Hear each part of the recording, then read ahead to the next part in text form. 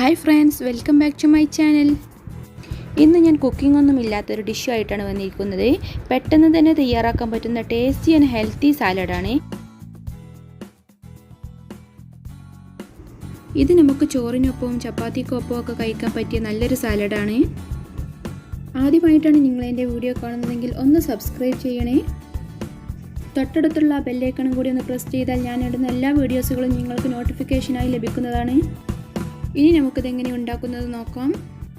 ആദ്യമായിട്ട് നമുക്കിതിലേക്ക് വേണ്ടത് ഒരു ബൗൾ എടുത്തിട്ട് അതിലേക്ക് ചെറുതായി അരിഞ്ഞു വെച്ചിട്ടുള്ള ഒരു മീഡിയം സൈസിലുള്ള ഉള്ളി ഇതിലേക്ക് ചേർത്ത് കൊടുക്കുക.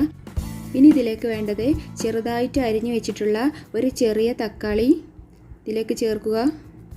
ഇനി ഞാൻ ഇവിടെ എടുത്തിട്ടുള്ളത് ചെറുതായിട്ട് അരിഞ്ഞു വെച്ചിട്ടുള്ള ക്യാരറ്റാണ്. അതൊരു ചെറിയ ക്യാരറ്റിൻ്റെ പകുതിയാണ് എടുത്തിട്ടുള്ളത്. ഇനി ഒരു അര ക്യാപ്സിക്കം ചെറുതായിട്ട് അരിഞ്ഞു വെച്ചത്.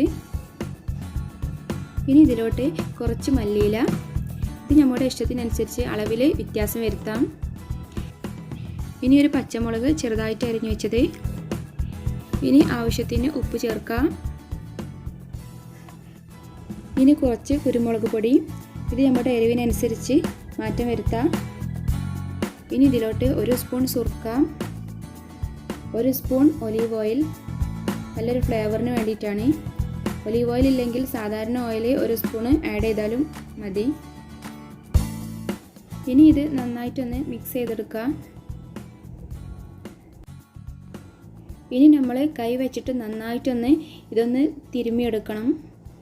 ആ ഫ്ലേവറൊക്കെ നല്ലോണം ഇറങ്ങി വരാൻ വേണ്ടിയിട്ടാണ് ഇങ്ങനെ ചെയ്യുന്നത്.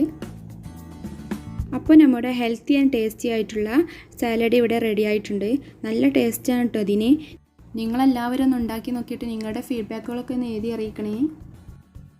ഇനി നമുക്ക് വേറൊരു ഈസി റെസിപ്പിയുമായി വീണ്ടും കാണാം.